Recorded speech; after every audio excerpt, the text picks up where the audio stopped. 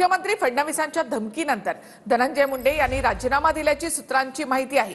मुंडेंनी राजीनामा न दिल्यास राज्यपालांना पत्र लिहावं लागेल, मंत्रिमंडळामधून काढण्याची कारवाई करावी लागेल असं फडणवीसांनी म्हटल्याची सूत्रांची माहिती आहे। आणि त्यानंतरच धनंजय मुंडे यांनी राजीनामा दिल्याचंही कळतं। मंत्रिमंडळामधून काढण्याची कारवाई करावी लागेल अशी धमकी देवेंद्र फडणवीसांनी दिली होती। मुख्यमंत्री फडणवीस आधीपासून धनंजय मुंडेंनी राजीनामा द्यावा यासाठी आग्रही होते।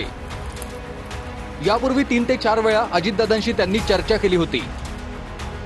फडणवीसांनी धनंजय मुंडेंनाही समजावलं होतं, पण धनंजय मुंडे ऐकायला तयार नव्हते। राजीनामा द्या, अन्यथा राज्यपालांना पत्र लिहून मंत्रिमंडळातून काढून टाकावं लागेल असा इशारा मुख्यमंत्र्यांनी दिला होता। फडणवीसांच्या काल रात्रीच्या इशाऱ्यानंतर धनंजय मुंडेंनी राजीनामा दिला। मुख्यमंत्री फडणवीसांनी सुरुवातीपासून अतिशय कडक आणि ठोस भूमिका घेतली होती। धनंजय मुंडेंच्या राजीनाम्यावर अजित पवारांनी भूमिका स्पष्ट करावी असं फडणवीसांनी म्हटलं होतं।